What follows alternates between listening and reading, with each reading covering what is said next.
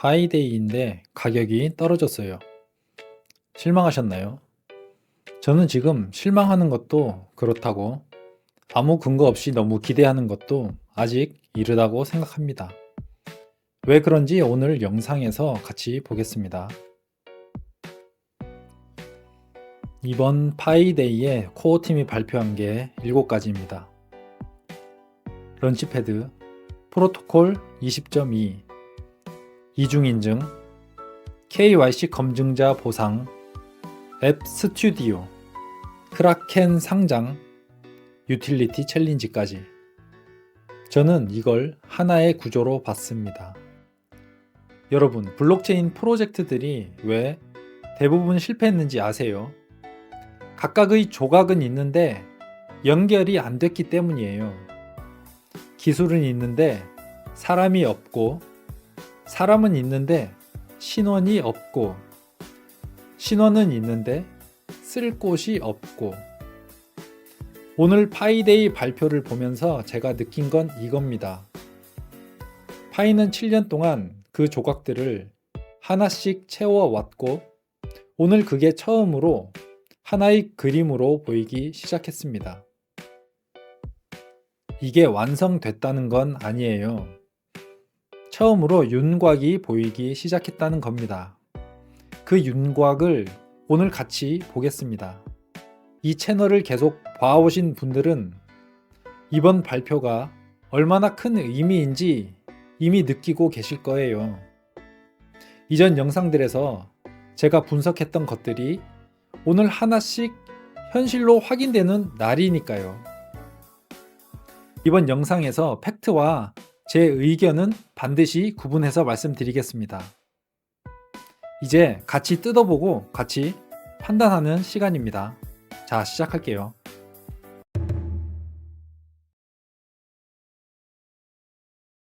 본론으로 들어가기 전에 오늘 발표 전체를 한번 훑고 가겠습니다. 머릿속에 지도를 그려놓고 들으시면 훨씬 이해가 빠를 겁니다. 하나, 파이 런치패드 MVP 테스트넷 공개. 둘, 프로토콜 20.2 노드 업그레이드 완료. 셋, 2차 마이그레이션 이중인증 강제 적용. 넷, 검증자 보상 분배 알고리즘 공개. 다섯, 파이 앱 스튜디오 메인넷 결제 연구 통합. 여섯, 크라켄 상장.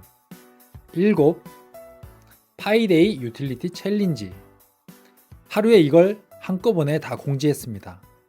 그럼 하나씩 뜯어볼게요. 첫 번째, 크라켄 상장입니다. 미국 기준 파이데이 하루 전날에 3월 13일이죠. 크라켄이 파이 현물 거래를 공식 개시했습니다.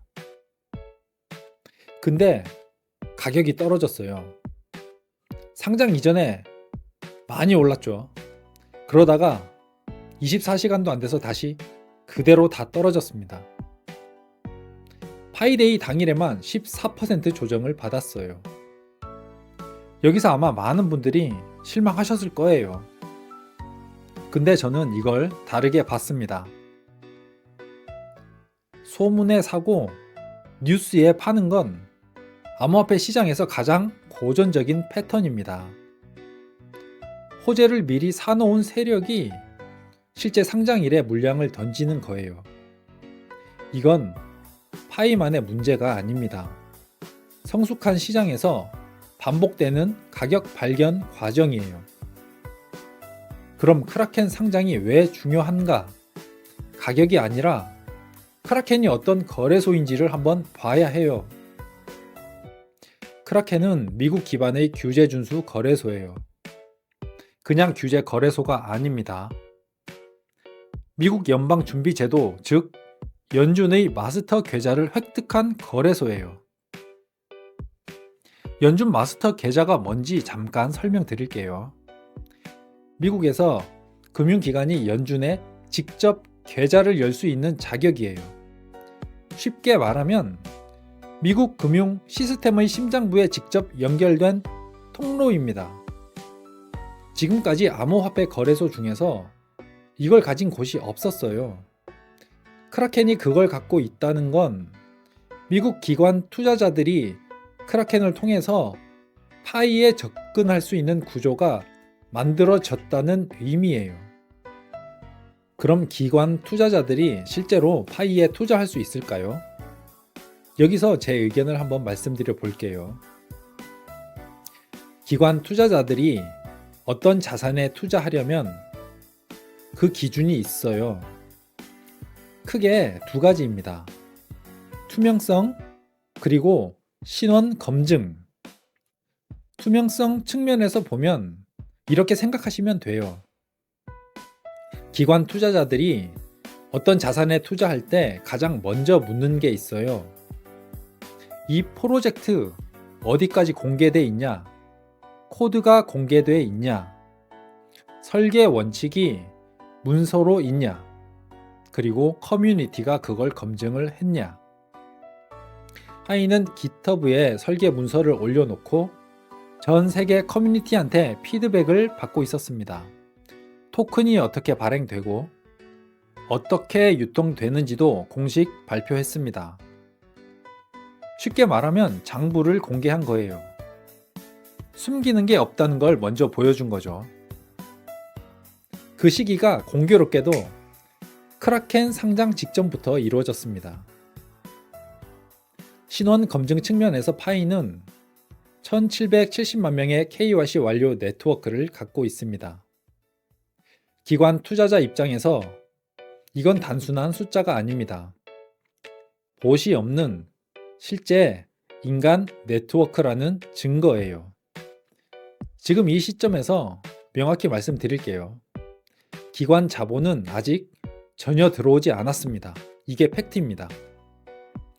크라켄 상장이 의미 있는 건 기관 자본이 들어올 수 있는 조건이 처음으로 갖춰지기 시작했기 때문입니다. 문이 열린 거예요.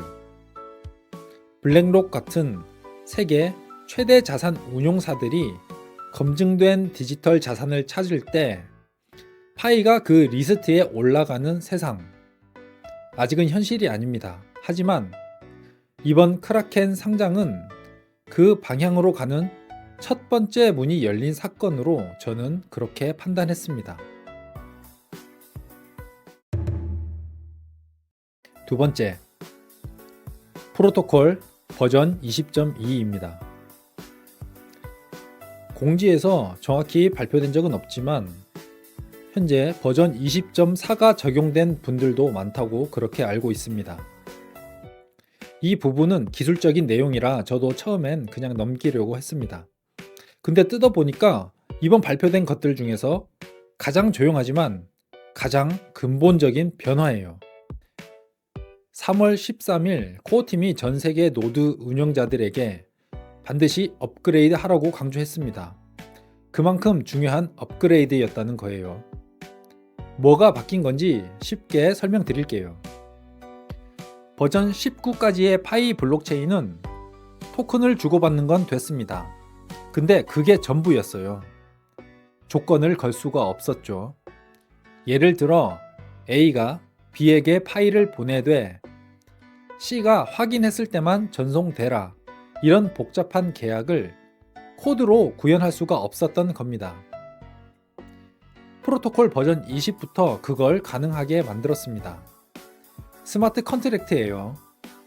이번 파이데이의 완료가 예고되었던 버전 20.2는 그 기반을 확정짓는 필수 준비 단계입니다.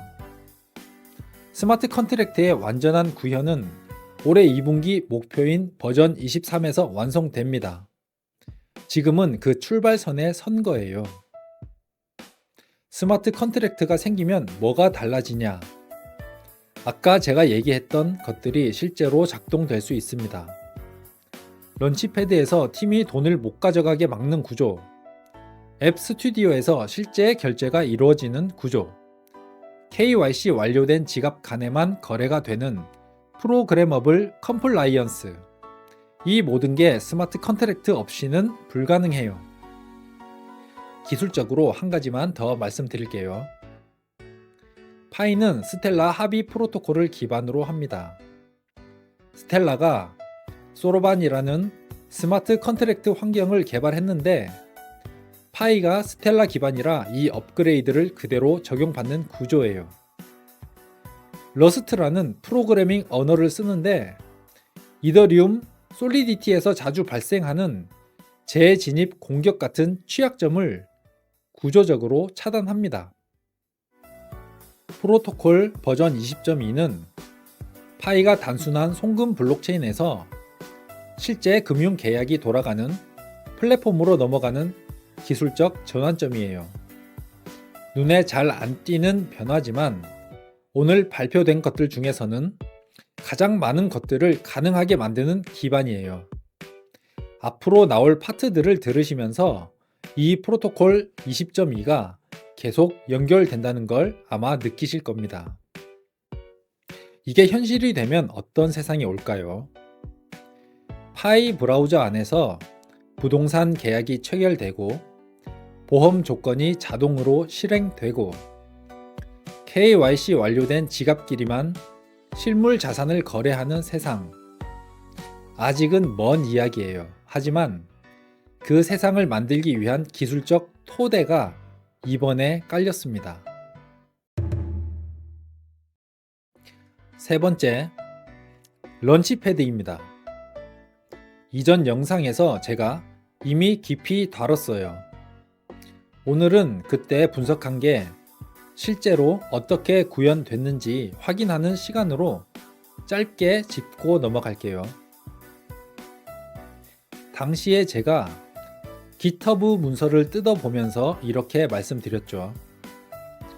팀이 돈을 못 가져가게 막는 구조, 러그풀이 수학적으로 불가능한 설계, 열심히 앱을 쓴 사람이 더 싸게 토큰을 살 수 있는 시스템. 그게 파이데이의 테스트넷에 실제로 떴습니다. 화면 그대로 보시면 세 그룹이에요. 앱을 가장 열심히 쓴 상위 3분의 1은 유효 가격의 0.909, 중간은 0.952, 참여 안 한 하위는 정가 1, 문서에서 분석한 그 구조 그대로예요. 참여 방식도 확인되었어요. 앱을 쓰고 파일을 스테이킹하고 최대 구매 금액을 선언하는 3단계입니다.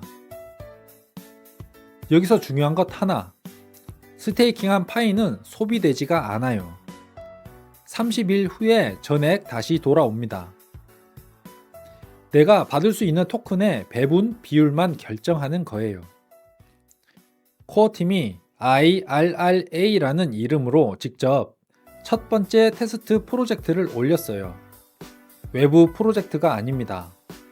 코어팀 스스로가 자기 구조를 먼저 검증하고 있는 겁니다.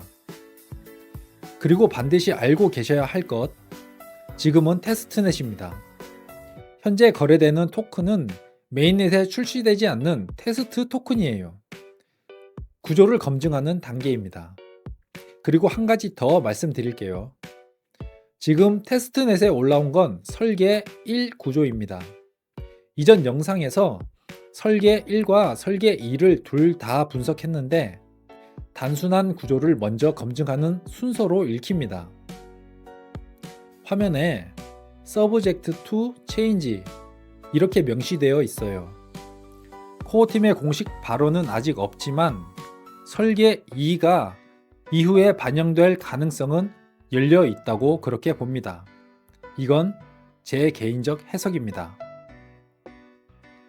런치패드에 대해서 더 깊이 알고 싶으신 분들은 이전 제 영상을 링크 설명란에 달아 드릴 테니 그곳에 가서 한 번 더 확인해 보시면 되겠습니다.